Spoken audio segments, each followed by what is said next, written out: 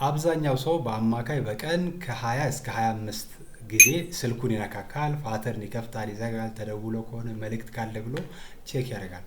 አብዛኞቻችን በ24 ሰዓት ውስጥ በአማካይ ከ5 እስከ 8 ሰዓት ያህሉን የምናጠፋው ማህበራዊ ሚዲያ ላይ ነው፣ ሶሻል ሚዲያ ላይ ነው። ፌስቡክ የሚሆን ቲክታክ የሚሆን ቴሌግራም የሚሆን ዩቱብ ብቻ ያሉ ትዊተር የሚሆን ትዊተር ሳይሆን ኤክስ የሚሆን ሊንክድን የሚሆን እነዚህ ላይ እናጠፋለን። ስለ ፖለቲካ፣ ስለ ስፖርት፣ ስለ ሙዚቃ፣ ስለ ቴክኖሎጂ፣ ስለ ቢዝነስ፣ ስለ ፊልም፣ ስለ ሃይማኖት እነዚህን ጉዳዮች አዘውትረ ማህበራዊ ሚዲያ ላይ የምትከታተል ከሆነ አውቀህም ይሁን ሳታውቅ ፎሞ ስለሚባለው ስነ ልቦናዊ ጉዳይ ተጋልጠናል። ፎሞ ማለት ፊር ኦፍ ሚሲንግ አውት ማለት ነው። ይህንን ቪዲዮ እስከ መጨረሻ ከተከታተል ይህንን ስሜት እንዴት መቀነስ እንደሚቻል ብቻ ሳይሆን ከዚህ ከፎሞ ጋር ተያይዞ አሌክስ አብርሃም እና ናቲ አብርሃም ያሉትን አስገራሚ ጽሁፍና ፎቶ፣ ፈገግ የሚያሰኝም አስገራሚ ጽሁፍና ፎቶ በዚህ ቪዲዮ መጨረሻ አጋራለሁ። ወደ ሀሳቡ እንሂድ። ፎሞ ወይም ፊር ኦፍ ሚሲንግ አውት፣ ይሄ ቃል ለመጀመሪያ ጊዜ በሳይንሳዊ ምርምር ስራዎች ላይ መጠቀም የተጀመረው እንደ አውሮፓውያን አቆጣጠር በ2004 ሲሆን የዛሬ 21 ዓመት አካባቢ ሲሆን ከማህበራዊ የግንኙነት መረቦች መስፋፋት ጋር ተገናኝቶ የመጣ ቃል ነው። ያንንም ለመጠቀም ያንን ለመግለጽ ሲባል የተፈጠረ ቃል ነው ፎሞ፣ ፊር ኦፍ ሚሲንግ አውት። ይህንን ቃል የፈጠረውም ዶክተር ዳን ሄርማን ይባላል። ፎሞ ሁለት ፕሮሰስ አለው ወይም ሁለት ሂደት ነው ተከትሎ የሚፈጠረው። የመጀመሪያው ወደ ኋላ ቀርቻለሁ ብሎ ማሰብ የመጀመሪያው፣ ወይም ያመለጠኝ ነገር አለ ብሎ ማሰብ። ሁለተኛ ያንን ያመለጠኝን ነገር ለማካካስ በተደጋጋሚ ከመጠን በላይ በማህበራዊ ሚዲያዎች ላይ ገብቶ ኮምፐልሲቭ ቢሄቨር የሚባለው ማለት ነው፣ በድርጊት ሲገለጥ ማለት በተደጋጋሚ ቼክ ማድረግ እነዛን ሶሻል ሚዲያ ፕላትፎርሞችን አሁን ሳይ ሎጊን እያደረግን ቼክ ማድረግ ማሰብ አለ፣ ቶቱ ማለት ነው። ያንን ቶት ለማስታገዝ በድርጊት የሚገለጥ ባህሪ ወይም ቢሄቨር ይኖራል ማለት ነው። እነዚህ ሁለቱን ፕሮሰሶች የሚይዝ ነው ፎሞ። በቅርብ ጊዜ ወዲህ ደግሞ የሶሻል ሚዲያ ፕላትፎርሞች በጣም እንዳሸን እየበዙ ስለሆነ ሰዎች ምን እያደረጉ እንደሆነ፣ ከማን ጋር እንደሆኑ፣ የት እየሄዱ እንደሆነ፣ ምን እየበሉ እንደሆነ፣ ምን አይነት ጊዜ እያሳለፉ እንደሆነ በቀላሉ ስለ ሰዎች ዘርዘር ያለ መረጃ ይኖረናል ስለሚፖስቱ ማለት ነው። ኦኬ እየበሉ የሆነ ትልቅ ሆቴል ውስጥ ገብተው በርገር ምናምን እየበሉ ፎቶ ተነስተው ይፖስታሉ። ጁስ እየጠጡ ይፖስታሉ። ትራቭል እያደረጉ ፕሌን ላይ ሆነ ይፖስታሉ ሴልፊ አንስተው። ስለዚህ ስለ ሰዎች በቂ የሆነ መረጃ ይኖረኛል። እነዚህ ነገሮች ሁለት ችግሮች ያመጣሉ ይላል ያነበብኩት ጥናት። አንደኛ ግለሰቡ ይህንን በተደጋጋሚ የሚያደርገው ግለሰብ በራሱ ጥርጣሬ ውስጥ ይገባል። በቂ የሆነ ነገር እያደረኩ አይደለም ብሎ እንዲያስብ በደንብ በቂ የሆነ ነገር እያደረኩ አይደለም፣ ምን ሆኜ ነው ግን ወደኋላ በጣም ቀርቻለሁ ብሎ እንዲብሰልሰል፣ እንዲያስብ፣ እንዲጨናነቅ ያደርጋል። ኦኬ ለንደን ውስጥ የ21 ዓመት ወጣት ምን አይነት መኪና እንደሚነዳ፣ በምን አይነት ቤት ውስጥ እንደሚኖር፣ የት እንደሚውል፣ ወራዊ ገቢው ምን አይነት እንደሆነ በቀላሉ አይካን አክሰስ ከኢንተርኔት እና ከሶሻል ሚዲያ ከሚፖስተው ነገር። ስለዚህ እዚያ አምጥቼ ከራሴ ጋር ነው ማነጻጽረው ማለት ነው። እዚህ ያለው የኢትዮጵያዊም ከራሱ ህይወት ጋር ነው የሚያነጻጽር ማለት ነው። አንደኛው ይሄ ነው፣ በቂ የሆነ ነገር እያደረኩ አይደለም ብሎ በራሱ መጠራጠር፣ መጨነቅ። ሁለተኛ ደግሞ በቃ የኔ ህይወት እንደዚህ አይነት ነገር ነው የተፈጠረው፣ ጀስት በቃ እንደዚህ ሆኖም ሊያበቃ ነው። አይ አም ዴስቲንድ ቱ ዲስ ካይንድ ኦፍ ህይወት፣ በቃ ተወስኗል እንደዚህ እንዲኖር የተወሰነ ነገር አለ መሰለኝ፣ የአርባ ቀን እድሌ ምናምን የምንለው አይነት ሀሳብ ማለት ነው።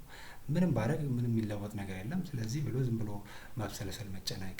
ይሄ መብሰልሰሉም ከፍ ስል ለዲፕሬሽን፣ ለድብርት፣ ለድባቴ ከፍ ወደዛ ወደ ዲፕሬሽን ከፍ እንደሚል ነው ጥናቱ የሚያብራራው።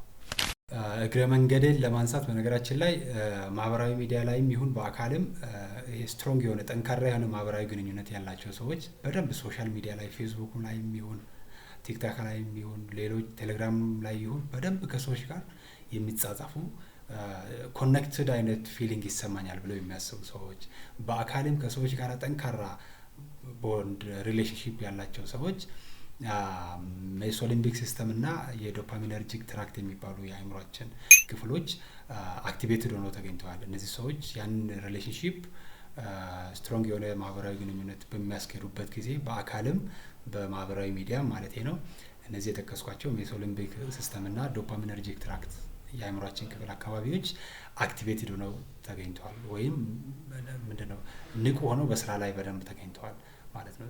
እንግዲህ እነዚህ ከሬስ መውጣት ይሆናል። ሜሶሊምቢክ ሲስተም እና ዶፓሚነርጂክ ትራክት ምንድነው የሚለው አሁን አላብራራውም። በእለት ተዕለት ህይወታችን የሚጠቅሙ ኮማንዶችን የሚሰጡ በአጭሩ ወሳኝ አእምሯችን የብሬናችን ፓርቶች ናቸው። እንደ ሲዲሲ 2021 ሪፖርት እድሜያቸው ከ8 እስከ 18 ባለው ክልል ውስጥ የሚገኙ ታዳጊዎች በሁለቱም ጾታ ማለት ነው በቀን በአማካይ ከ7 እስከ 8 ሰዓት ማህበራዊ ሚዲያ ላይ ስክሪን ላይ ያሳልፋሉ። ኢንጀነራል ቲቪን ጨምሮ ማለት ነው ቴሌቪዥንን ጨምሮ ስልክ ብቻ አይደለም ስክሪን ላይ ኢንጀነራል ያሳልፋሉ ከ7 እስከ 8 ሰዓት እንግዲህ በጣም ብዙ ሰዓት ነው ማለት ነው።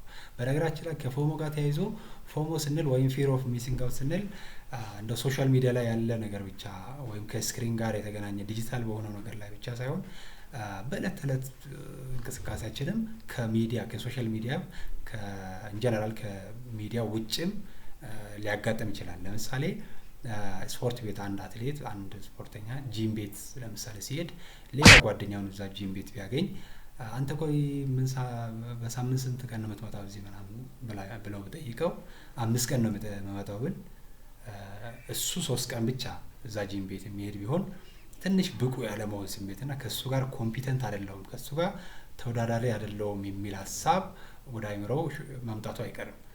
ይሄንን በሌላ ምሳሌም ለመመልከት ተማሪ ከሆንክ ለምሳሌ ላይብረሪ አንተ ስትሄድ ጓደኛ እዛ ሆኖ እያነበበ ነው። ከዛ አንተ የተወሰነ ሰዓት አንብበህ ደክመህ ወጥተህ ከተማ ሄደህ ከጓደኞች ጋር ሻይ ቡና ብለህ ምናምን ወክ አድርገህ ተመልሰህ ስትመጣ ያ ልጅ እዛ ነው አሁን። ከዛ ኧረ እስካሁን እያነበበ ነው እኔ በቃ እችን ፈተና ላልደፍን እችላለሁ። እሱ በዚህ ልክ አንብበው ኦብቪየስሊ ይደፍናል። እኔ ደግሞ ያው ብዙ ሰዓት ንባቡ ላይ ስላላጠፋው ሳልበላ አልቀርም አይነት ድንጋጤ ይፈጠራል። ኦብቪየስ ነው። እሱ እኮ እዛ ቁጭ ብሎ ሌላ ነገር ወይ ወሬ ሊያወራ ይችላል ወይ እሱም እዛም ሆኖ ሶሻል ሚዲያ ላይ ሊሆን ይችላል ያ ጓደኛ። ግን አእምሯችን እንደዛ ዲሲቭ ያደርገናል። ከፎሞ ስሜት እንዴት ልውጣ የሚለውን ከመዳሰሳችን አስቀድሞ ፎሞ እንዲሰማ ስለሚያደርጉ ሰዎች ጥቂት ማውራቱ ተገቢ ይመስለኛል። እና እነዚህ እየበሉ እየጠጡ ትራቭል እያረኩ ነው ብሎ ሰልፊ አንስተው ፕሌን ውስጥ ፎቶ አንስተው የሚለጥፉ በርገር እየበሉ የሚለጥፉ ጁስ እየጠጡ ምናምን የሚለጥፉ ወይንም በአሪፍ ብራንድ መኪና ድራይቭ እያደረጉ እያሽከረከሩ እንደሆነ የሚለጥፉ ሰዎች የቀን ውሏቸው 5% ወይም 2% ብቻ ቢሆን ነው። ሌላኛው 95% ወይም 98% እንደ አብዛኛው ሰው ላይታች ሲባዝኑ ነው የሚውሉት። ሁሌ ያንን እንደማያደርጉ ማወቅ ይኖርባል። አንተ ልናቅ ይገባል። በእርግጠኝነት ሁሌ ፋሲካ የለም እንደሚባለው ሁሌ ሰው በርገር የዛች በርገር ቤት ሄደው እንደማይበላ ግልጽ ነው። በወር አንዴ ሊሄድ ይችላል። በሁለት ሳምንት አንዴ በርገር ቤት ሊሄድ ይችላል። አክቹዋሊ በወር አንዴም ትራቭል ሊያደርግ ይችላል። በወር አንዴ ደስ የሚል ኢቨንት ውስጥ ተገኝቶ ተዝናንቶ ምን ልል ይችላል። ነገር ግን ፎሞ ኤክስፒሪየንስ የሚያደርጉ ሰዎች አንዱ ችግራቸው ምን መሰላችሁ? እነዛን የሚለጥፉ ሰዎች ፖስት የሚያደርጉ ሰዎች ሁሌ እንደዛ እንደሚያደርጉ ፐርሲቭ ያደርጋሉ፣ ያስባሉ፣ ይገነዘባሉ። ከዛ ለአላስፈላጊ ማህበራዊ ንጽጽር ይሄ ሶሻል ሳይኮሎጂ ላይ ሶሻል ኮምፓሪዥን ቲዮሪ የሚባል አለ። ራሳችንን ከሌሎች ጋር አላስፈላጊ በሆነ ወይ አነጻጽሮ አላስፈላጊ ፉክክር ውስጥ መግባት ማለት ነው። ያ ይኖራል። ያ ካለ ደግሞ ያው ፉክክር ካለ መሸናነፍ አለ አይደል? ከተሸነፍክ ለቅድም ላነሳሁት ለዲፕሬሽን እና ለአንዛይቲ ለጭንቀትና ለድባቴ የመጋለጥ እድላችን ሰፋ ያለ ይሆናል ማለት ነው። እስቲ ስክሪኑ ላይ ወይዝ ላይ የዚህን የአሌክስ አብርሃምን የፌስቡክ ልጥፍ ፖስት ተመልከቱ። ሁሌ በቀን ተቀን ታክሲ ላይ እንጓዛለን፣ በታክሲ እንሄዳለን። ያንን በተደጋጋሚ የሚፖስት የለም። በአመት አንዴ ወይም በአመት 2-3 በስራ አጋጣሚ በፕሌን ትራቭል የማድረግ አጋጣሚ ሲደርስ ግን ያችን ኢምፖስታለን። ቶሎ አድርገን ስታተስ አፕዴት ምናምን አድርገን ስቶሪ እናደርጋለን፣ ኢምፖስታለን። አክሮስ ሶሻል ሚዲያ ፕላትፎርምስ እንለጥፋለን፣ እንበትናለን። ለምንድን ነው የአሌክስ አብርሃምም ጥያቄ ማለት ለምንድን ነው? እውነተኛው ምንድን ነው? በእለት ተዕለት ህይወታችን በየተቀን ህይወታችን የምናደርገው ያቺ የታክሲ ሰልፏ ነች። ጠዋት ተነስቼ ታክሲ ተሰልፌ ተጋፍቼ ታክሲ ላይ ገብቼ ነው ወደ ስራ የሚሄደው። ያንን ሰው እንዲያይ አይፈለግም ቢሆን አይዶ ነው። በአጋጣሚ ከብዙ ጊዜ አንዴ የምትመጣውን ያችን አጋጣሚ በፕሌን ትራቭል የማድረግ አጋጣሚ ሲገኝ ግን ያ እንዳልኩት ፖስት ማድረጉ እንትን ዝንባሌ ይታይብናል። አይዶ ነው ለምን እንደሚያደርጉም እንደዛ የሚያደርጉ ሰዎች። የጁስ ቤቱም የኬክ የበርገር ቤቱ ኬዝም ተመሳሳይ ማለት ነው። እና አይሜን ችግር አለ እያልኩ አይደለም። ሰው በፈለገው መልኩ እንትን ማለት ይችላል። ነገር ግን የኔ ኮንሰርን ከተመልካቹ ነው። ተመልካቹ በዚህ ዲሲፕ መሆን የለበትም። ያ ቅድም እንዳልኩት ከህይወቱ ወይም ከቀን ተቀን ውለው 95%ቱ እንደ አብዛኛው ሰው ስባዝን ነው የሚውል፣ ላይታች ስል ነው የሚውል በስራ። ያቺ 5% ወይም 2% ብቻ ነች ኢንጆይ አድርጎ የሚያሳልፈው። ስለዚህ ተመልካች የምትከተሏቸውን ታዋቂ ሰዎችን የሚሆን ብቻ በየትኛውም የህይወት ዘርፍ ያሉ የምታደንቋቸው የምትከተሏቸው ሶሻል ሚዲያ ላይ ታዋቂ ሰዎች የሁል ጊዜ ኑሯቸው እንዳልሆነ ልንገነዘብ ያስፈልጋል። የሁል ጊዜ የዕለት ተዕለት እንቅስቃሴያቸው በዛ ሩቲን እንዳልሆነ መገንዘብ ያስፈልጋል።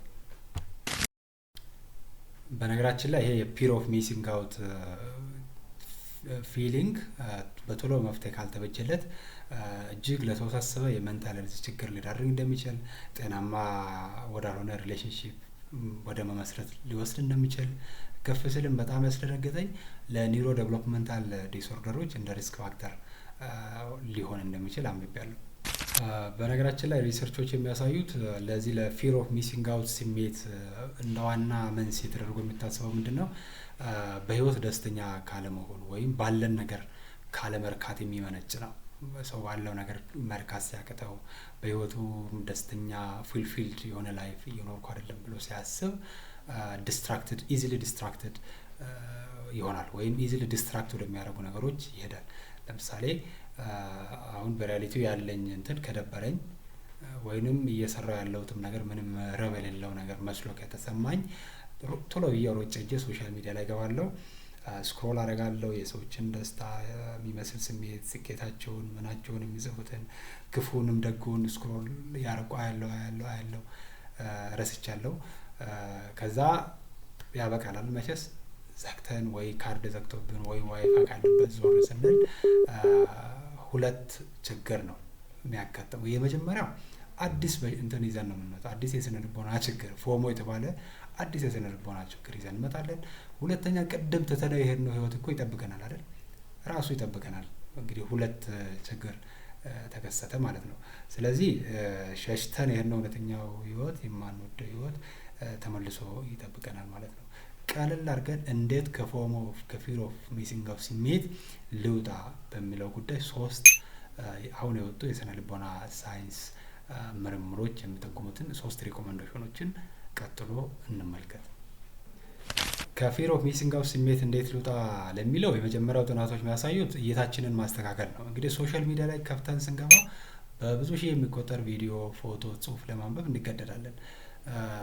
ስለዚህ እይታችንን አስተካክለን መርጠን የምንከተላቸውን ሰዎች ፎሎ የምናደርጋቸውን ሰዎች መርጠን ልንከተል ይገባል ማለት ነው።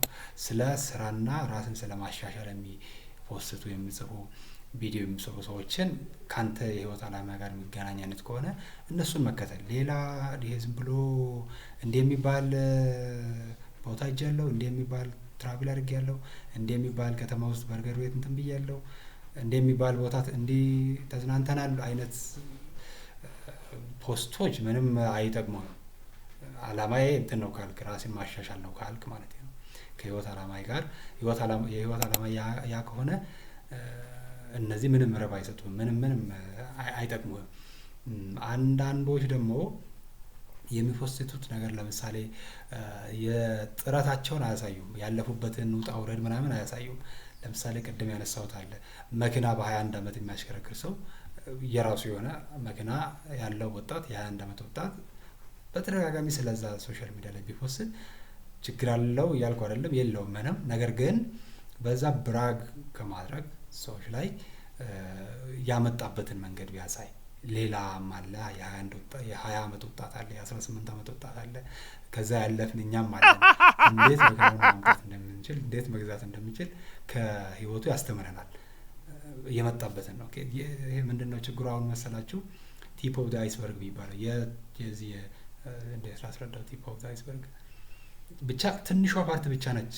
ስኬታቸውን ብቻ ነው አጉልቶ የሚያሳየው። ተራራ እንበለው በተራራ እንትን እንበለው፣ ተራራውን ለመውጣት ብዙ ላብ ማንጠፍጠፍ ይኖራል። ብዙ ገንዘብ፣ ብዙ ድካም፣ ብዙ ጉልበት፣ ብዙ ጊዜ መፍጀት ይኖራል። ያንን ካላየውና ተራራው ላይ ብቻ አንተ ወጥተህ ደቀ ስትል ካየው ጎበዝ ብዬ ላጨበጭም እችላለሁ፣ ላደንቅ ምናምን እችላለሁ፣ ፎሎ ላደርግ ምናምን እችላለሁ። ግን ዋትስ ኢን ኢት ፎር ሚ ምንድን ነው ለሰን የሚወስደው ከዛ ነገር ምንድን ነው? እኔ ሪፕሊኬት ማድረግ የሚችለው በእኔ ህይወት ወስጄ አንተ ይሄ በዚህ እድሜው እንዲህ ካደረገ በጣም ጎበዝ ነው፣ ይሄን አድርጎ ነው፣ ስለዚህ እኔም እንደዚህ ሲያደርግ ይሄን ኮንሲደር ማድረግ አለብኝ ብዬ ይማራለሁ። ግን የስኬት ጫፍ ብቻ የሚያሳዩ ሰዎችን አትከተል ነው። እንደም ጫፋቸው የደረሱበትን እንትን ውጣ ውረዱን ምናምን ደብቀው በቃ የሚያልፉ ሰዎችን መከተል ብዙ ጀስት ኢንጆይ ለማድረግ ብቻ ካልሆነ በስተቀር ምንም ጥቅም የለውም። በነገራችን ላይ መምረጥ ትችላለህ የምትከተላቸውን ሰዎች ሶሻል ሚዲያ ላይ፣ በየትኛውም ሶሻል ሚዲያ ላይ ኒውስ ፊድ ላይ እንዲመጡልህ የምትፈልጋቸውን ሰዎች አንተ ነው የምትወሰነው። ተንክስ ቱ ዲ አልጎሪዝም ማለት ነው። በተደጋጋሚ አሁን ቼክ አድርግ ሶሻል ሚዲያ አካውንቶችን። በተደጋጋሚ የሚመጣው ስፖርት ነው፣ ሙዚቃ ነው፣ ፖለቲካ ነው፣ እነዚህ የቀልድ እንትኖች ናቸው፣ ቻናሎች ናቸው፣ የቢዝነስ ቻናሎች ናቸው፣ ራስን ስለማሻሻል የሚያወሩ እንትኖች ናቸው፣ የትምህርት ነክ ነው የሚለውን ይነግራል። ስፖርት ከሆነ በተደጋጋሚ የሚመጣው ምንም ሌላ እንትን የለውም። ብዙ ሰዓት የምታጠፋው እዚያ ሶሻል ሚዲያ ላይ ስትገባ ስፖርት ነክ ነገር እያነበብክ ነው። ቴክኖሎጂ ነክ ከሆነ የሚበዛው ቴክኖሎጂ ነክ ነገር ነው ነገሩ። ስለዚህ አንተ ዲሳይድ ማድረግ የምትችለው። እንደገና ለማስተካከልም ሲፈለግ ፎከስን እንደገና እይታችንን ለማስተካከልም ያንን ተመልሰን ለአልጎሪዝሙ የምናያቸውን ቪዲዮዎች፣ የምናነባቸውን ጽሁፎች፣ የምናያቸውን ፎቶዎች፣ ፎሎ የምናደርጋቸውን ሰዎች እንደገና ማስተካከል እንችላለን ማለት ነው።